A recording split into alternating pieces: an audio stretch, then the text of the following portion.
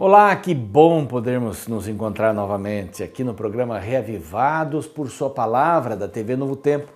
Todos os dias estamos aqui às 6 da manhã para começarmos bem o dia. Um capítulo da Bíblia novo cada dia para a gente meditar, para ter nosso momento de comunhão com Deus. É muito importante que você leia o capítulo antes ou leia o capítulo depois, assim você vai ter contato com a palavra. Se você pega metrô, pega ônibus, é muito importante. Tem um tempinho lá para ler, leia no seu smartphone ou leia na Bíblia mesmo. É tão bonito quando a gente vê alguém lendo na Bíblia, assim, num lugar público, chama atenção, não é? Mas você pode ler do seu jeito, da maneira como você quiser, mas não deixe de ter o seu momento de comunhão com Deus. De preferência na primeira hora. Estamos bem cedinho aqui, juntos para isso, para a gente poder começar bem o dia. Já estamos no livro de Reis, no primeiro livro dos Reis, capítulo 5 hoje, o capítulo 4, um capítulo muito importante, 5 será amanhã, e eu quero dar apenas uma passada geral no capítulo anterior, que foi o capítulo 3. Salomão se casa com a filha de Faraó. Esses são poucos comentários sobre isso daí, o articulista aqui não fala muito. Fala também que ele pediu... Deus perguntou o que ele queria, ele pediu sabedoria, uma das coisas maravilhosas, né? Você me pede sabedoria, então Deus responde, eu vou te dar mais do que isso. Eu vou te dar também as outras coisas que você não pediu. Como é importante saber o que pedir para Deus. E ele aplica esta sabedoria que Deus havia lhe dado.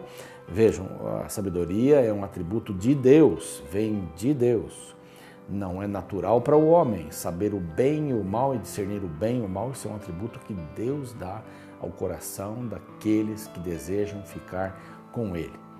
Então, para provar isso, para exemplificar isso, neste mesmo capítulo aparece a história daquelas duas mulheres que tiveram filhos na mesma época. 3 dias de vida aqueles filhos possuíam e à noite, enquanto uma dormia, percebeu que seu filho havia morrido, trocou os filhos e esse assunto ficou sério e foi parar nas mãos de Salomão, que mandou matar a criança, cortá-la pelo meio e entregar metade para cada uma, porque as duas mães diziam que o filho era delas, né? E esta foi uma atitude sábia, porque a mãe verdadeira disse, não, pode dar para outra. E ele pediu que desse então para esta, a que havia pedido para dar para outra, e ficasse com o filho, porque era a mãe verdadeira. Uma história muito bonita, muito linda, replicada e usada várias vezes, mas ele pediu sabedoria, discernir entre o bem e o mal. E o programa Reavivados tem esse objetivo. Nós gostaríamos que você pudesse nos acompanhar também no nosso canal no YouTube, lá Reavivados por Sua Palavra NT. Você pode dar ali fazer a sua inscrição, dar o seu joinha e nos acompanhar por ali. Agora você fica com um resumo do próximo capítulo, o capítulo 4, que vamos estudar nesse momento. O professor Rodrigo Silva escreveu um interessante livro intitulado Eles Também Criam em Deus. Nesta obra, o autor fala sobre grandes gênios da humanidade que criam na existência de um Criador por detrás da criação. Isso nos leva a repensar um conceito muito comum hoje no mundo acadêmico de que para ser intelectual você deve rejeitar toda a crença em Deus. É totalmente possível ser um cristão e ser um acadêmico. Veja o caso registrado no capítulo 4 de 1 Reis. A última parte do capítulo 4 apresenta o currículo do rei Salomão. O verso 30 afirma que a sabedoria de Salomão era maior do que a de todos os do Oriente e do que toda a sabedoria dos egípcios. O verso 31 confirma e diz que a fama dele correu por todas as nações em redor. O verso 32 fala de sua produção literária. Segundo a Bíblia, Salomão compôs 3.000 provérbios e mais de 5.000 cânticos. Além disso, o verso 33 fala de sua contribuição científica. Salomão escreveu sobre as plantas, os animais e das aves, dos répteis e dos peixes de sua região. O verso 34 conclui afirmando que de todos os povos vinha gente ouvir a sabedoria de Salomão, e também enviados de todos os reis da terra que tinham ouvido da sua sabedoria. Que currículo, hein? Um homem com uma capacidade intelectual incrível. Porém, o início desta sessão começa com a informação mais importante de todo o currículo de Salomão. O verso 29 declara: deu também Deus a Salomão sabedoria, grandíssimo entendimento e larga inteligência. Segundo a Bíblia, o maior intelectual deste mundo cria em Deus. Sua fé não afetou sua inteligência, pelo contrário, sua crença era a fonte de sua sabedoria. Sabe, você não precisa abrir mão de sua fé para ser um acadêmico respeitado. Deus é a chave que abre a sua mente para os mistérios da existência. Afinal, o Criador é o melhor professor para explicar sua criação.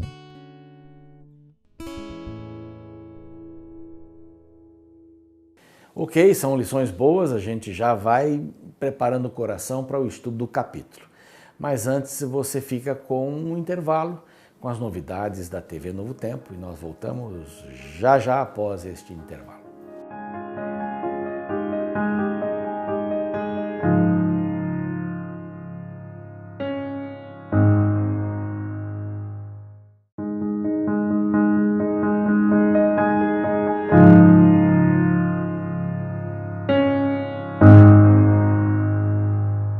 Ok, já voltamos e agora vamos para o capítulo 4. É um capítulo bem interessante, mostra as relações de trabalho. Salomão aqui é mostrado pelo articulista, pelo que escreveu esses livros de reis, como aquele que tinha pessoas em vários departamentos, em vários lugares, essa relação do trabalho com o reino de Deus. E o primeiro verso que aparece aqui, o verso primeiro, diz: o rei Salomão reinou sobre todo Israel. Quando este livro foi escrito, já havia separação entre Judá e Israel. Depois de Salomão, depois da sua morte, então o seu filho, Roboão, ficou com Judá, a parte de baixo. O reino do sul, podemos dizer assim, capital em Jerusalém. E Jeroboão, que era servo de Salomão, acabou então reinando na parte de cima no reino de Israel, né? Mas aqui ele diz que Salomão reinou sobre todo Israel, que já sabia dessa divisão depois da morte de Salomão. Bom, a questão tinha muita gente trabalhando para Salomão e ele precisava de gente de confiança, não é? Lembram-se que lá no capítulo 2, capítulo 1, não é? Quando Davi fala lá, olha, Salomão, você tem que tomar cuidado, 1 e 2, né? Salomão, você tem que tomar cuidado com este, com aquele, com Adonias, que vai querer o seu lugar e tal, com Joabe, que criou problema. Na paz ele resolveu problemas da guerra, não é? Guardou rancor, guardou ódio, matou 2 pessoas. Olha, cuidado com Simei e outros tantos. Foram dadas estas orientações, ele precisava de gente fiel a ele, ao trabalho, não é? Que pudesse jogar no time, a favor, segundo a vontade de Deus. E aqui é uma lista de pessoas, alguns nomes mais conhecidos, outros menos conhecidos. O verso 2 em diante diz assim: então, estes os seus homens principais: Azarias, filho de Zadok que era o principal, né? Azarias. Também o nome de Elioref e Aías, que era o profeta. Esse profeta vai ser usado para falar para Jeroboão, que ele seria o rei de Israel. Benaia, ou Benaia, que tomou o lugar de Joabe, que foi comandante dos exércitos. Zadok e Abiatar eram sacerdotes. O sacerdote que estava em ação foi tirado, foi levado para fora da cidade. Tinha também Azarias, filho de Natã, e a ideia que era o profeta, né? Zabude, filho de Natã, também amigo do rei. Então ele precisava se cercar de pessoas capazes, mas pessoas que confiavam nele, pessoas que podiam dar esse suporte. Então é muito importante a gente crer, a gente acreditar que quando a gente vai fazer um negócio, eu devo trabalhar com pessoas que são contrárias a mim também, né? Lógico, para poder ouvir, é bom ter pessoas que pensam diferente, mas pessoas que têm um bem comum, querem um bem comum. E ele se cercou de pessoas que muitas eram suas amigas, mas pessoas de confiança, pessoas que não trairiam o rei. Uma coisa é você ser contrário à ideia de alguém, não é? Expor esta ideia num momento adequado, com a pessoa adequada, não é? não criticar para os outros. Você fala para todo mundo, menos para aquela pessoa que precisava ouvir você, né? Então isso daí é uma maneira de traição. Fale com a pessoa, vá buscar. Se você vai buscar um conselho, olha, eu estou com um problema assim com a pessoa tal, o que você me aconselha? Isso é um aconselhamento. Mas não é espalhar a notícia por aí, esperando que falando para os outros você vai resolver o assunto. Não, você não vai resolver o assunto. Vai resolver o assunto quando você falar com a pessoa. E se é alguma coisa que a pessoa tem que fazer, dizer, ok, depende dela. Se é alguma coisa que você tem que fazer, por exemplo, perdoar a pessoa, é você que tem que fazer isso. Esquecer o fato, deixar para trás, é você que tem que fazer isso. Então, é muito importante isso, se acercar de pessoas que possam contribuir para que o seu objetivo, né, o seu reino, entre aspas, possa crescer. Então, outros aqui são mencionados também, a Isar, a Donirão, que trabalhavam com trabalhos forçados das nações que eles haviam subjugado. Então Salomão tinha 12 intendentes espalhados, aqui tem vários deles, né? Ben-Dequer, Ben-Ur, aliás, é Ben-Ur, Ben-Dequer, né? Não é Ben-Mequer, mais Salaim, Bet-Semes, Ben quer dizer filho, né? Filho ou Ben-Esed, e aí vários nomes, né, que vão aparecendo aqui até o verso 19, formavam a equipe daqueles que trabalhavam para o reino. Às vezes a gente pode trabalhar para alguém voluntariamente, né? Por exemplo, o trabalho na igreja ele é voluntário, né? O trabalho que a gente realiza por ali, e pessoas que têm coração na causa de Deus, né, fazem aquilo com maior amor, né? Dispensam o seu tempo extra, não é? Ou depois de trabalharem fora, ainda vão trabalhar para o Senhor, mas Deus gostaria que as pessoas trabalhassem para Ele 24 horas, não é? Que fôssemos missionários dele 24 horas. Não importa o que estejamos fazendo, estamos trabalhando na escola, em casa, no escritório, viajando, nós devemos ser missionários, né? Devemos estar nas mãos do Senhor. Fala um pouquinho sobre a prosperidade a partir do verso 20, a prosperidade de Salomão, do reino de Salomão. Na realidade, a prosperidade nunca foi de Salomão, mas do reino que ele representava. E o reino era de quem? Era de Deus. Embora ele fosse o rei, se ele fosse fiel a Deus, se andasse nos estatutos de Deus, não nos seus estatutos, esse era o problema que Deus colocou diante do povo quando queria um rei. Olha, o rei vai ter condições de desviar vocês do caminho. Então é melhor vocês ficarem no caminho. É melhor vocês andarem com o Senhor. Eu sou o rei de vocês. Então, emprestadamente estará alguém como um monarca aí. Mas eu sou o rei. Não é? Eu sou o Senhor dos senhores, o rei dos reis. E todo rei que se submeter a mim vai ter prosperidade na sua administração, na sua vida. Então, a prosperidade do reino de Salomão não era dele. A prosperidade era do reino de Deus. Então, verso 20 diz assim, eram, pois, os de Judá e Israel, porque quem escreve já sabe que vão dividir-se, né? Que a nação vai se dividir, muito numerosos como a areia do mar, não é? E comiam, bebiam e se alegravam. E toda a extensão, você vai ver agora um mapinha que vai ser colocado, mas toda a extensão, e tem até uma comparação nesse mapinha, aí, essa parte laranja em cima, a parte que Salomão conquistou, não é? Essa parte lilás é toda a parte de Davi. Davi conquistou aqui. Então, o reino que Salomão estava dirigindo, tinha essa parte laranja e tinha essa parte lilás, como você está vendo no mapa aí. E essa parte mais assim, vermelhinha, cor-de-rosa, foi o reino de Davi. Então, só para você ter uma ideia do tamanho do reino, né? Até Tifsa de cima, lá de cima, e até o Egito, a divisa com o Egito, lá embaixo. E Deus estava com eles, havia prosperidade. Era, pois, o provimento diário de Salomão de 6.600, que aqui diz 30 coros, né?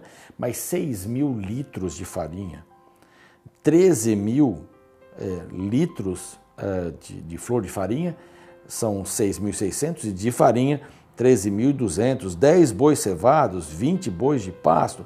Quer dizer, era muito grande tudo que eles tinham que fazer por ali. Eles gastavam muito, tinha muita gente, era próspero o reino, eles tinham condições de fazer todas estas coisas. E aí vem uma pergunta, né? A prosperidade me ajuda ou prejudica a minha vida? Então, você precisa ter dinheiro para ser abençoado por Deus?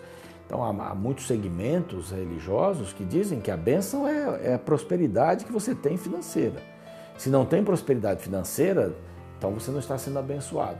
Estamos sendo comparados aí aos fariseus e aqueles lá do tempo de Jesus que diziam, olha, quem pecou? Não é esse homem? Inclusive essa pergunta foi feita pelos discípulos, né, mas a filosofia.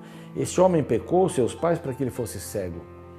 Jesus disse, nem ele, nem os pais. Essas coisas não são passadas assim. O pecado de outro é resolvido com o outro, não com o filho, etc. O castigo para a próxima geração, isso de forma nenhuma. Mas a prosperidade não significa a bênção de Deus. Eu posso não ter e ter a bênção. Bênção não é ter, bênção é ser. Eu preciso estar nas mãos de Deus e ser, não ter. Então eu vou dizer que sou abençoado quando eu consigo um emprego. Então nós estamos lá numa reunião de oração e de repente alguém diz, eu queria agradecer a Deus porque ontem eu fiquei desempregado e hoje arrumei emprego. E do lado tem um indivíduo que está há 6 meses, 1 ano desempregado. E está orando toda quarta-feira, todo dia, toda semana. E diz assim, mas o que ele tem que eu não tenho? Às vezes é o preparo. Né? Às vezes a gente quer trabalhar, mas não tem preparo para isso. Não consegue uma função. E o mercado aqui no Brasil mostra que para cargos técnicos ainda há espaço. Não é? Para ajudante geral é muito complicado. Tem muita gente que quer ser ajudante geral. Então estude, se prepare. Você pode também conseguir galgar outros postos, né? Mas qual a diferença? Esse conseguiu no dia seguinte, o outro que está há 1 ano. Ele é abençoado, o outro não é. O que ele está fazendo de certo na vida que eu não estou fazendo? Deus não age assim. Deus não age dessa maneira. A prosperidade não quer dizer isso. E a prosperidade pode até atrapalhar a gente. Há pessoas que não podem ter dinheiro, porque o dinheiro vai levá-las para a perdição total. Não podem, não é? Não vão saber nem administrar, vão gastar só com elas mesmas e de repente vão sair completamente dos braços de Deus. A provisão diária é a melhor coisa do mundo. Não vou dizer que eu tenho que ser miserável, pobre, só porque eu sou cristão, não. Eu posso ter uma casa nova, com piscina, eu posso ter mais de uma casa, eu posso ter uma casa no campo, eu posso ter uma casa na praia, eu posso ter um apartamento no centro, eu posso ter um bom plano de saúde, não há problema nenhum ter um bom carro. Mas isso daí não é um sinal de que Deus está abençoando essa vida. Não é. Você pode ser uma pessoa mais pobre, mas ter felicidade que uma pessoa que tem muito dinheiro não tem. Então o assunto é quem está dentro do meu coração. O assunto é quem dirige a minha vida. É isso que me dá prosperidade, né? Se eu vou cumprir as leis de saúde, eu vou ter saúde. Se eu não cumprir, eu não vou ter saúde. Não é? Se eu vou estudar, eu vou ter um bom emprego. Se eu não estudar, eu não vou ter um bom emprego. Se eu sou fiel no meu trabalho, eu vou crescer. Se eu não sou fiel, não vou trabalhar, não vou crescer. Você quer crescer no seu trabalho, mas você chega exatamente às 8 horas e bate o seu cartão, até com um pouco de atraso, sempre dando uma desculpa, e quando é 5h30 ou 6 da tarde, você já está pronto ali para bater o seu cartão. O cartão hoje é só uma expressão, né? Você põe o dedo lá, hoje é tudo digitalizado. Mas para dizer, eu estou saindo, não fica 1 minuto a mais, não tem nenhum compromisso mais. Você, numa vaga importante, talvez você não será lembrado. Então, dedicação, prosperidade não quer dizer que eu estou ligado a Deus. E isso mostrou bastante com Salomão. E tinha, a Bíblia diz aqui, 40.000 cavalos, no verso 26. Lá em Crônicas diz que eram 4.000 cavalos. Pode ser um erro de um copista aqui, mas 4.000 já é bastante, né? Até ele fornecia comida para os cavalos. Cevada era comida de cavalo e farinha, a flor de farinha era comida para humanos, né? Então ele tinha muita coisa, mas ele tinha sabedoria também que chamava atenção. E sabedoria é um atributo de Deus. Tiago, capítulo 1, verso 5, diz que a sabedoria era um atributo de Deus.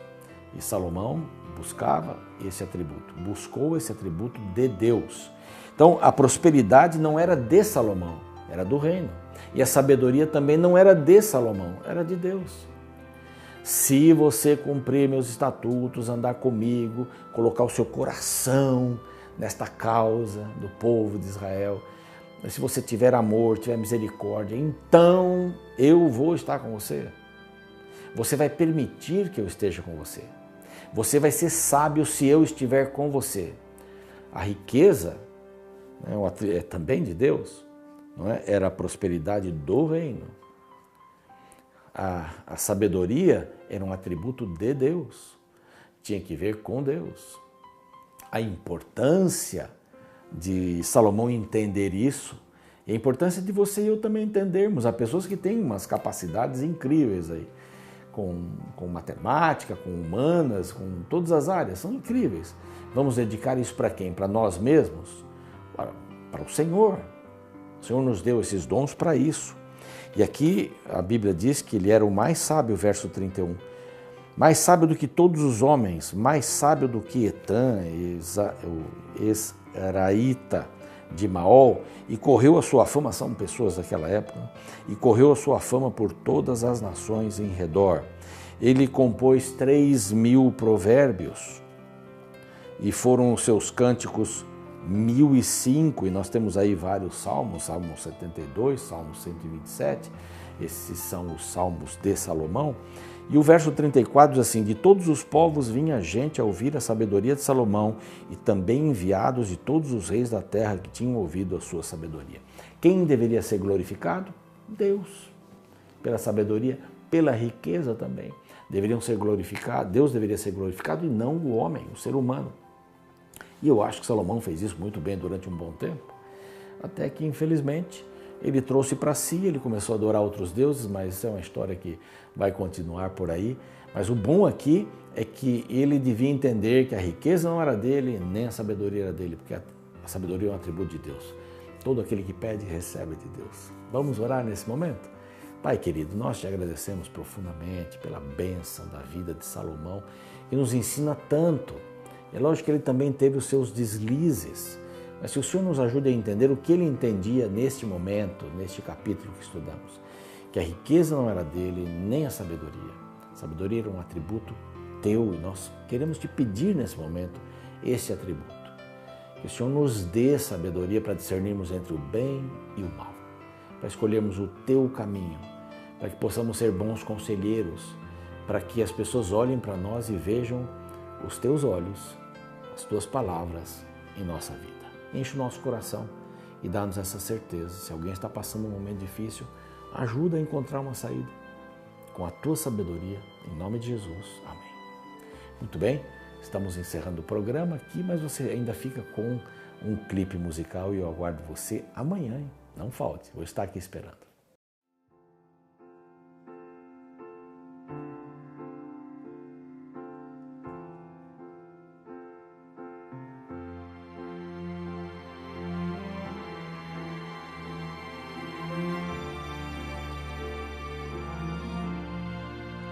Se você já não pode ver por detrás dessas lágrimas, se você já perdeu a fé e o que tem já não satisfaz alguém, vem aí a espera de um pedido seu, alguém a ouvir a distância de uma oração, quando tudo desabar e o medo encontrar alguém, quando as portas se fecharem, quando todos o deixarem,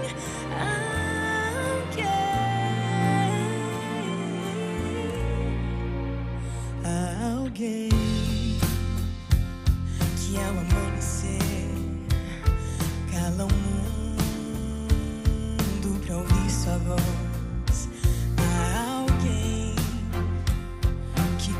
conhece bem cada noite.